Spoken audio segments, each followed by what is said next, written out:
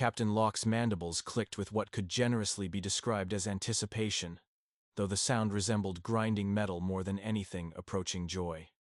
The annual survival trial was supposed to separate the strong from the weak, the worthy from the worthless, and the future officers from the future casualties. What it was not supposed to do was make him question the fundamental laws of military logic. "Sir," reported his aide, a twitchy creature named Vic whose scales changed colors when he was nervous. "The cadets have completed their equipment checks. All 47 are suited in full combat armor, carrying regulation weapons, and prepared for the trial parameters." "All 47? Locke asked, though he already knew the answer would give him the kind of headache that lasted for weeks. "Well, sir, 46 are properly equipped. The human cadet, Nova Reed, appears to be wearing standard training fatigues and carrying what our scanners identify as a lunchbox."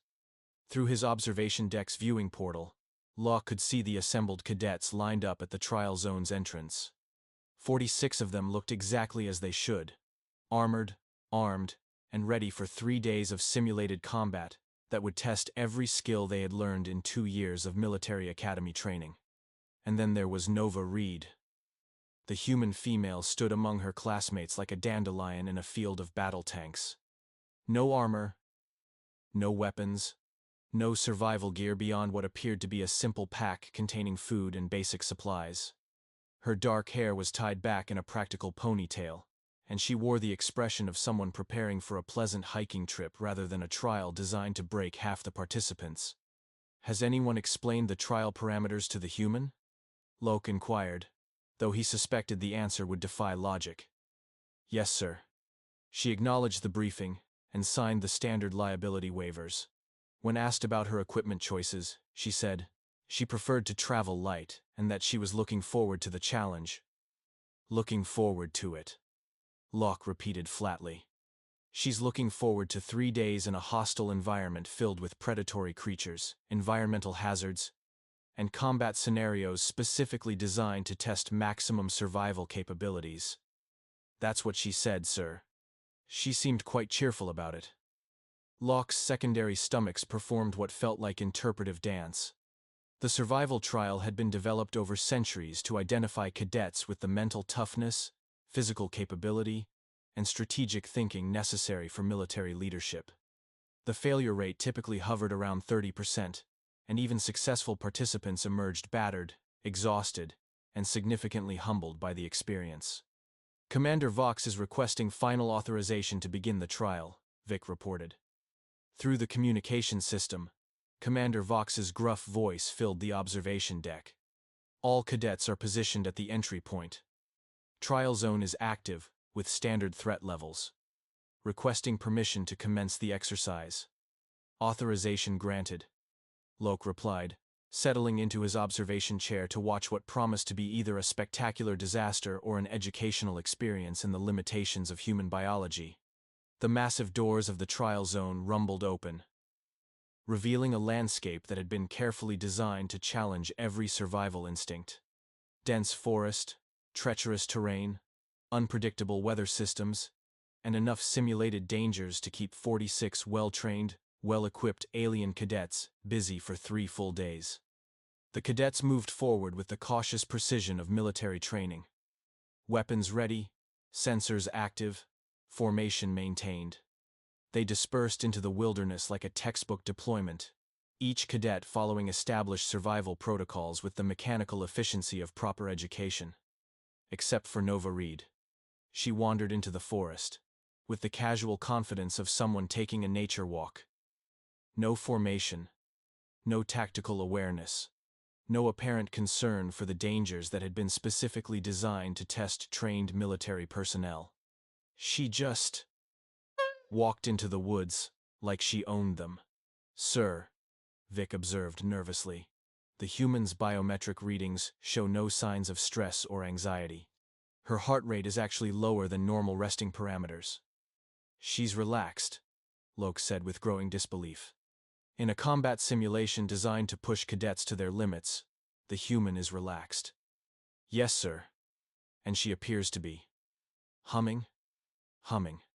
Indeed, The audio pickups were transmitting the sound of Nova Reed humming some kind of human melody as she walked through terrain that should have been demanding her complete attention for survival purposes.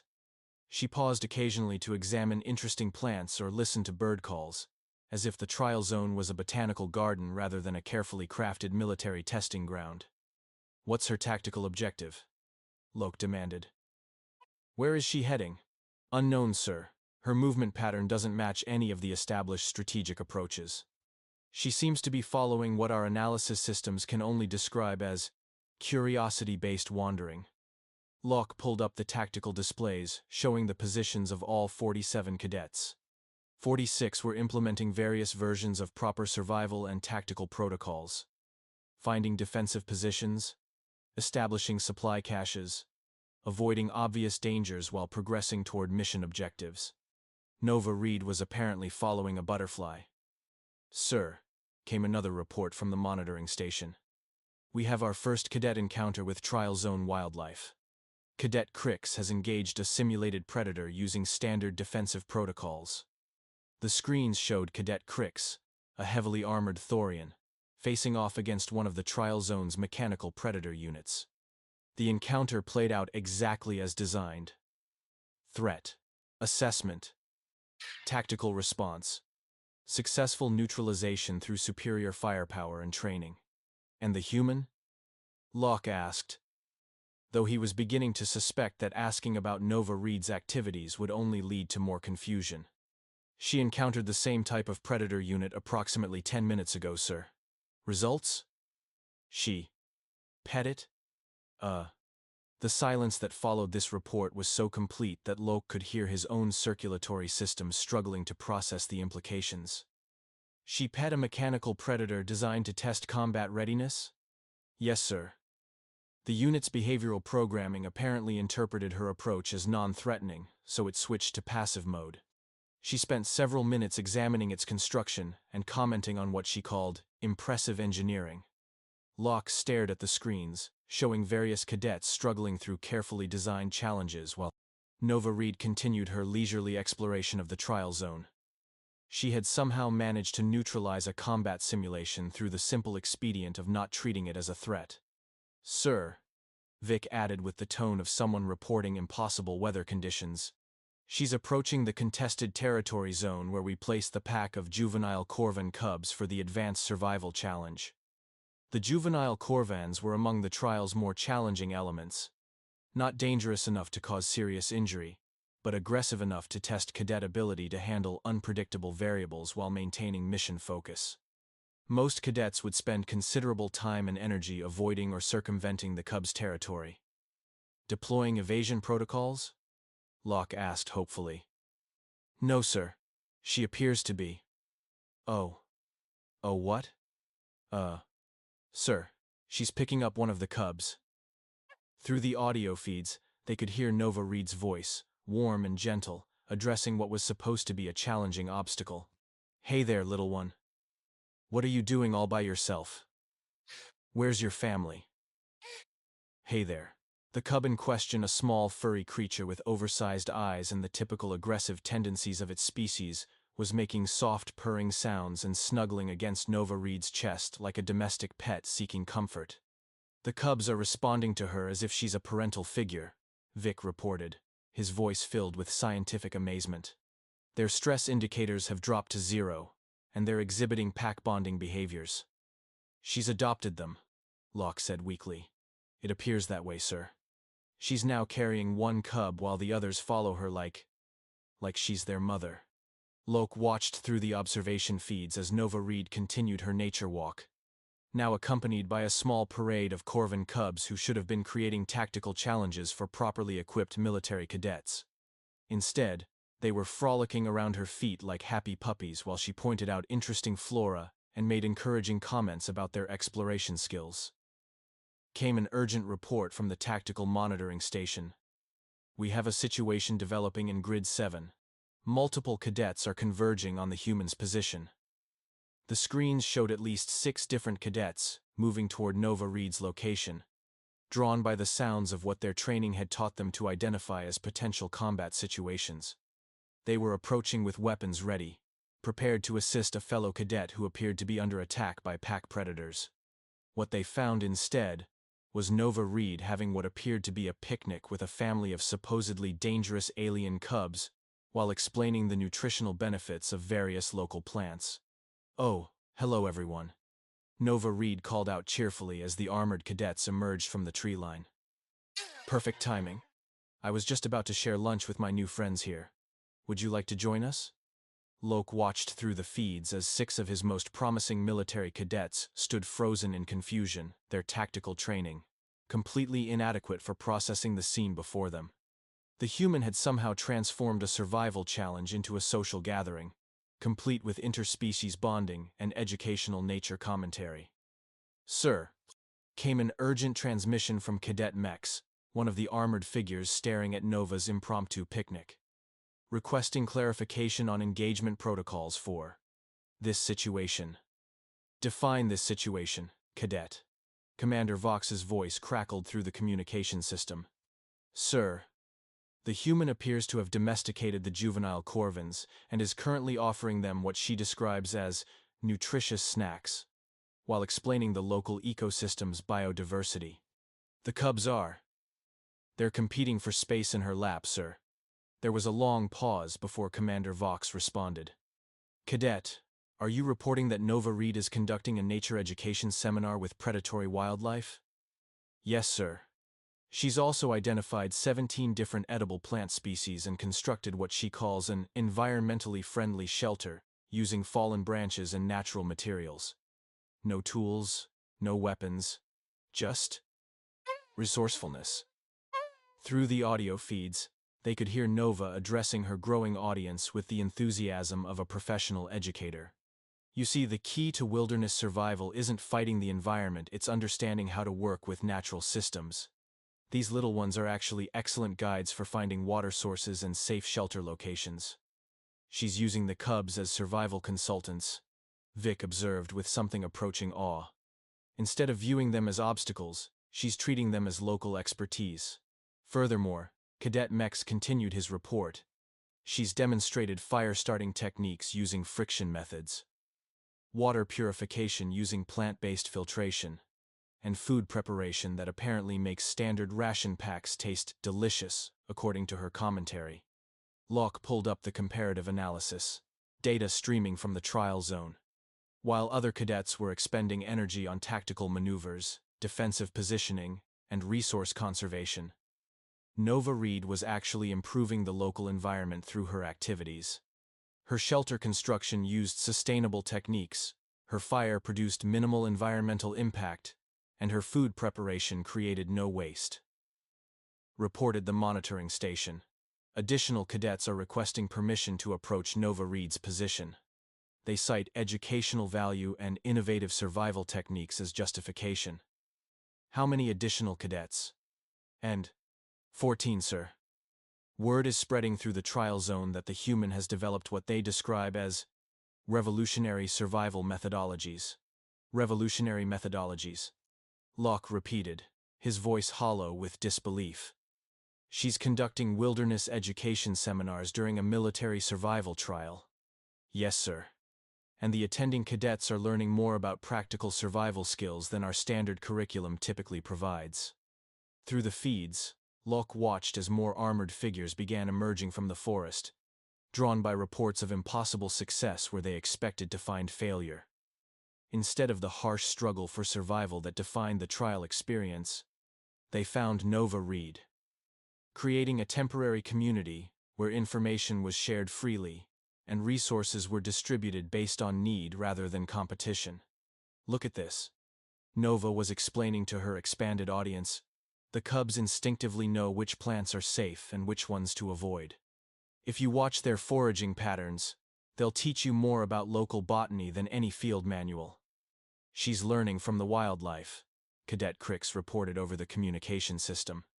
"Instead of avoiding or neutralizing potential threats, she's building cooperative relationships that provide mutual benefit." "Mutual benefit?" Commander Vox asked weakly. "Yes, sir. The cubs get protection and food, sharing, while she gains local knowledge and early warning systems for actual dangers." It's actually tactically superior to individual survival strategies. Locke stared at the screens, showing his carefully designed trial parameters being completely subverted by approaches that somehow produced better results than established military doctrine. Nova Reed wasn't just surviving the trial. She was thriving while helping others succeed simultaneously. "Sir," Vic whispered, "I think we're witnessing something that's going to change how we approach survival training." Or, Locke replied grimly, "We're watching our entire understanding of military preparedness get turned inside out by someone who packed a lunchbox instead of weapons." Through the audio feeds, Nova's voice continued its gentle instruction as more cadets abandoned their individual survival efforts to join what was rapidly becoming the galaxy's most unusual military training exercise. "Sir," Vic whispered, "I don't think our trial parameters account for this scenario." Locke continued to stare at the impossible scene playing out in his carefully designed military testing ground. Nova Reed was offering food to armored cadets while baby predators competed for space in her lap, and somehow this violated everything he thought he knew about survival tactics, species behavior, and the fundamental nature of military training. "Sir?" Vic's voice carried the tone of someone hoping for guidance in a situation that had transcended all known protocols. Locke realized that he was watching something that would either revolutionize their understanding of survival strategies or prove that humans were operating according to principles that made no sense to anyone else in the galaxy.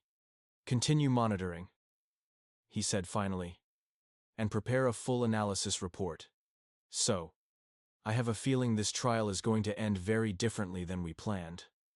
The situation escalated from unprecedented to reality is having technical difficulties when 23 cadets simultaneously abandoned their assigned survival positions to converge on what the monitoring systems had started calling Reed Base Camp.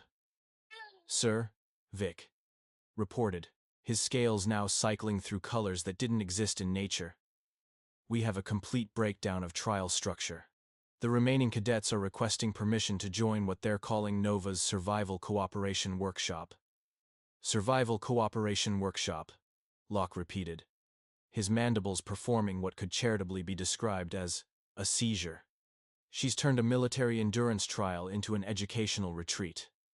Through the feeds, they watched Nova demonstrating advanced water collection techniques using nothing but leaves, gravity, and what she cheerfully described as basic physics. The crowd of armored cadets took notes on their tactical displays, like students attending a masterclass. "And this," Nova was explaining while one of the Korvan cubs perched on her shoulder, "is how you create a water filtration system using charcoal, sand, and fabric. The cubs showed me where to find the best materials. And now we have clean water for everyone." "Everyone?" Commander Vox's voice carried the strain of someone watching their worldview perform acrobatics. "How much water has she produced?" "Enough to supply 47 cadets for the remainder of the trial, sir," Cadet Mex reported. "Using methods that require no technology, no energy expenditure, and no environmental damage." "Impossible." The water scarcity challenges were specifically calibrated to force resource competition and tactical decision-making. "Yes, sir. Yes, sir. But she's eliminated scarcity through efficiency improvements and cooperative labor distribution." Locke pulled up the resource allocation data, expecting to see the normal patterns of hoarding, competition, and strategic withholding that characterized successful trial performance. Instead, he found charts showing abundant resource availability, optimal distribution networks, and sustainability indicators that exceeded theoretical maximums. "She's not just surviving," he realized with growing alarm. "She's creating abundance." "Sir," came an urgent transmission from Dr. Hax, the Academy's head of survival training. "I need to speak with you immediately about the trial parameters." Dr. Hax materialized via hologram, her usually composed academic demeanor showing cracks of scientific excitement mixed with professional panic. "Captain Locke, we need to discuss the implications of what we're observing. Please tell me you have an explanation for this madness." I have a theory that challenges everything we thought we knew about survival. Psychology, resource management, and species behavioral patterns. Go ahead, Doctor. Nova Reed isn't following survival protocols because human survival evolution developed along completely different pathways than our species. Where we evolved competition-based resource acquisition, humans evolved cooperation-based resource optimization. Meaning she's not trying to survive the trial's challenges. She's solving them through collaborative problem-solving that eliminates the challenges entirely. Through the audio feeds, they could hear Nova organizing what she called skill-sharing circles, where cadets taught each other their species' unique capabilities, while the Korvan cubs provided entertainment and stress relief. Cadet Rex, Nova was saying, your species has incredible night vision. Could you teach us optimal movement techniques for low-light conditions? And Cadet Hex, your people have natural navigation abilities that could help everyone understand directional orientation. She's creating cross-species knowledge transfer, Doctor. Hax observed with growing amazement. Instead of competing individually, she's building collective competency that makes everyone more capable. Sir, Vic's voice cracked completely. Emergency alert from the trial zone. We have a code red situation developing. The screens flashed with priority warnings as the trial zone's automated systems detected an unscheduled event. Specify the nature of the emergency, Locke commanded. Sir, a genuine predator has entered the trial zone. Not a simulation, a real Nexus hunter that wandered in from the adjacent wilderness preserve. It's heading directly toward the concentrated group of cadets. Locke felt his secondary heart stop entirely. Nexus hunters were apex predators, capable of defeating entire military units through superior speed, strength, and cunning. They were precisely the kind of genuine threat that the trial simulations were designed to prepare cadets for, but encountering one during training was a potential catastrophe. Evacuation protocols, he ordered. Get those cadets out of there immediately.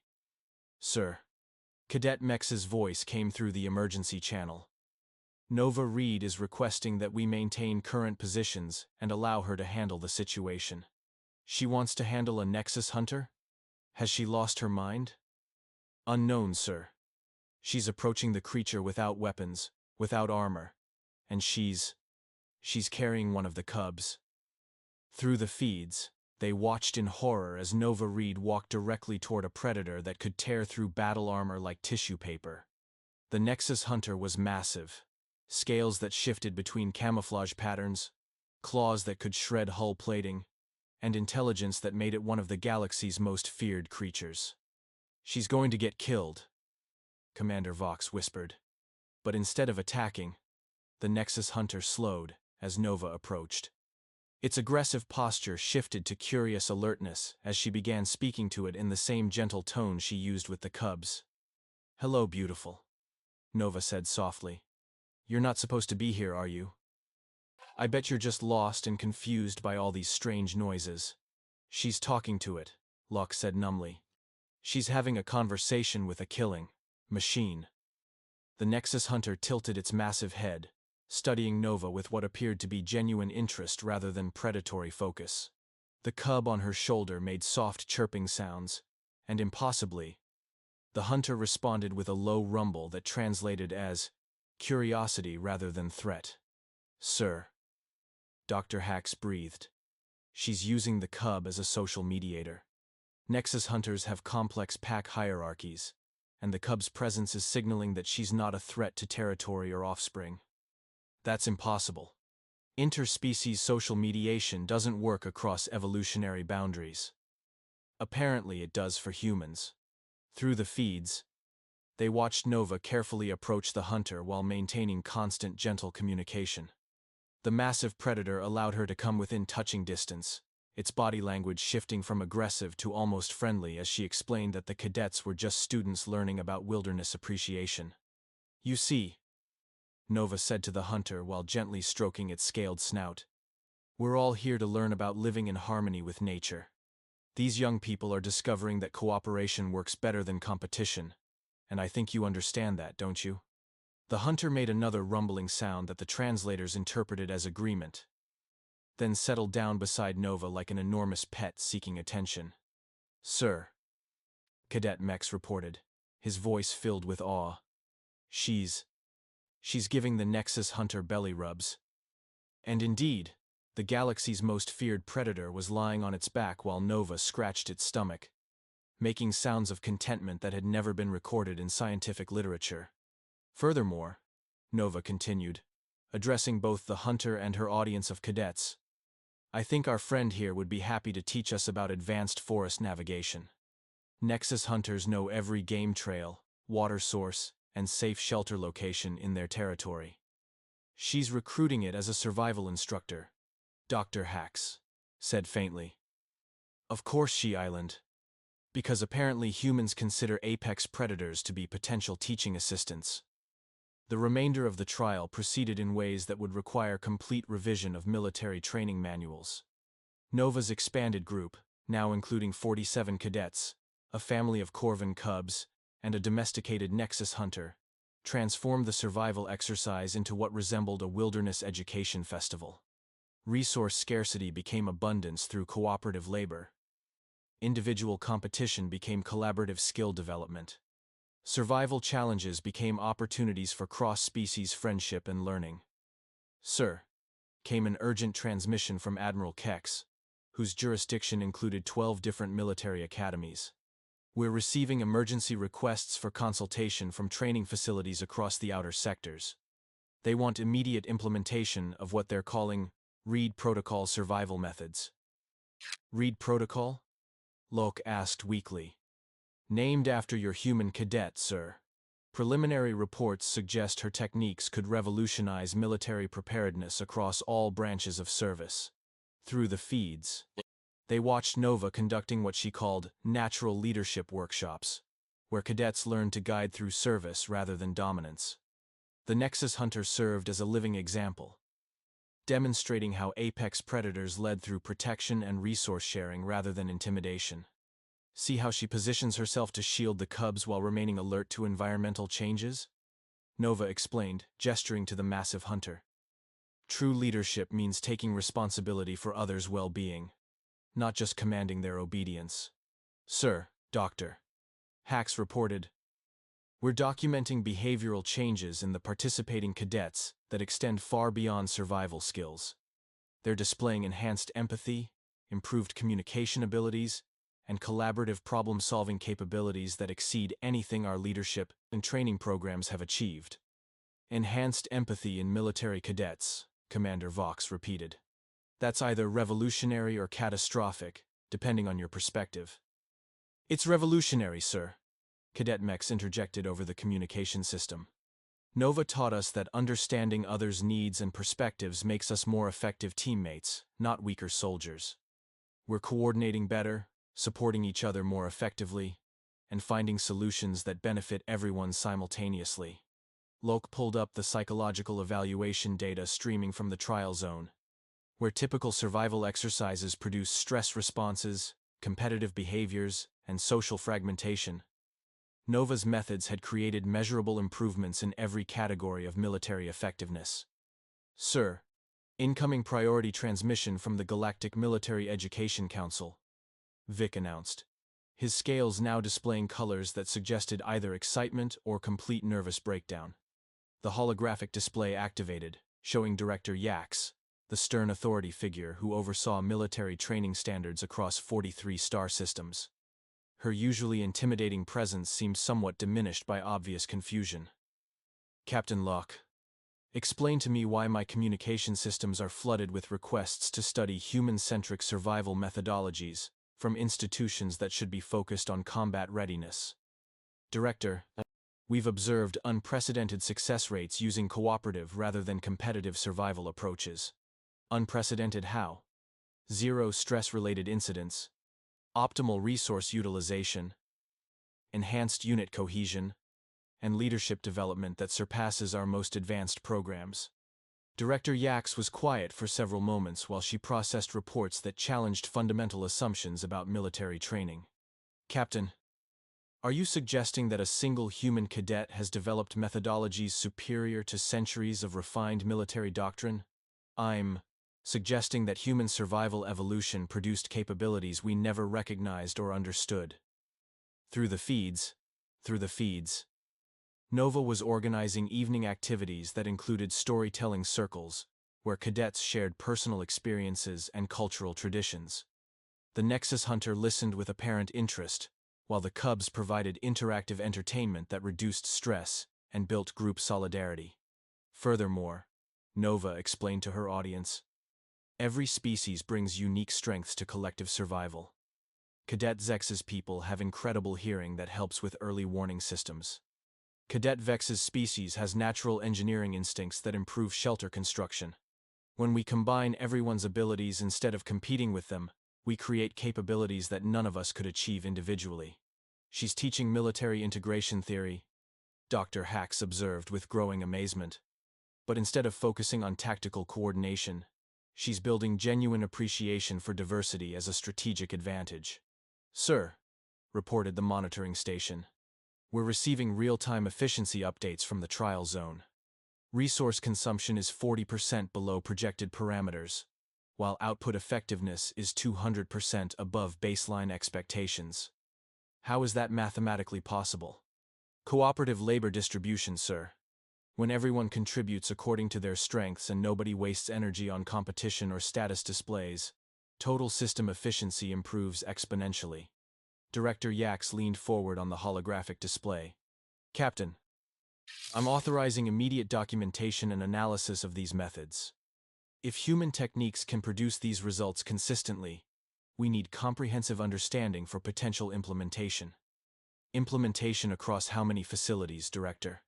All of them. Every military academy, training center, and leadership development program under my authority. The implications hit lock like a kinetic projectile. Nova Reed's simple decision to approach survival through cooperation rather than competition was about to reshape military education across nearly half the galaxy. Sir, Cadet Hex reported from the field. Nova has established what she calls sustainable rotation schedules for guard duty, maintenance tasks, and resource gathering. Everyone contributes, nobody gets overwhelmed, and group morale remains consistently high. She's eliminated duty assignment conflicts through voluntary participation, Commander Vox realized. Cadets are choosing responsibilities based on interest and capability, rather than accepting imposed obligations. And they prefer it? Thang. Overwhelmingly, sir. Work satisfaction indicators are higher than anything we've recorded in traditional training environments. Through the audio feeds, they could hear Nova conducting evening debriefing sessions that focused on lessons learned, personal growth, and planning improvements for tomorrow's activities. But instead of the usual stress and exhaustion that characterized trial experiences, her participants displayed enthusiasm and energy that suggested genuine enjoyment. Today we learned that the local water table connects 3 different spring sources. Nova was summarizing. Tomorrow, we'll explore sustainable harvesting techniques for the berry patches that our Korvan friends showed us. Remember, we're not just surviving in this environment, we're learning to thrive as part of its natural systems. She's teaching ecological integration as survival strategy, Dr. Hax said quietly. Instead of conquering or enduring hostile environments, she's showing them how to become beneficial participants in existing ecosystems. Sir, Vic added. Preliminary reports from other academies indicate that institutions with human instructors are achieving similar results. This appears to be a species-wide capability rather than individual talent. Species-wide? Yes, sir. Humans seem to possess instinctive understanding of cooperative resource management, social harmony, maintenance, and sustainable environmental interaction that other species require extensive training to achieve. Director Yak spoke again from the holographic display. Holographic display. Captain Locke, I'm authorizing immediate expansion of human involvement in military education programs. We need to understand and implement these capabilities as quickly as possible. Director, with respect, we're talking about fundamental changes to military culture. cooperation-based rather than competition-based advancement, collaborative rather than hierarchical decision-making, sustainable rather than exploitative resource relationships. Captain, if these methods produce superior results, then our current culture needs modification. As the trial's official conclusion approached, Nova organized celebration activities that included appreciation ceremonies for everyone's contributions, planning sessions for continued friendship and learning, and commitment ceremonies where cadets pledged ongoing mutual support. Sir, Commander Vox reported, final assessment results are unprecedented. Define unprecedented. 0 casualties, 0 equipment failures, 0 psychological stress indicators, and efficiency ratings that exceed our measurement capabilities. And Nova Reed? She's organized the cadets into permanent study groups for continued learning, established ongoing relationships with the local wildlife, and created sustainable resource management systems that could support permanent settlement. Locke stared at his displays, showing impossible statistics that proved human survival methods were superior to everything their military doctrine had developed over centuries of refinement. Sir, Doctor, Hax added quietly. The other academies are requesting immediate information about human survival techniques for implementation in their programs. Other academies? Word has spread through military education, networks across 17 star systems. Everyone wants to know how one human female achieved results that our best training programs have never approached. Through the final feeds, they watched Nova leading a celebration feast prepared using foraged foods, with cadets sharing stories and forming friendships that crossed species lines while the Nexus Hunter and Korvan cubs provided entertainment. Sir, Vic asked quietly, what do we put in the official report? Locke looked at the screens showing impossible scenes of success that challenged everything they thought they knew about survival, competition, and the nature of military training. We put that Nova Reed didn't just pass the trial, he said finally. She proved that our entire approach to survival education was based on incorrect assumptions about how intelligent beings actually thrive. And her final grade, sir?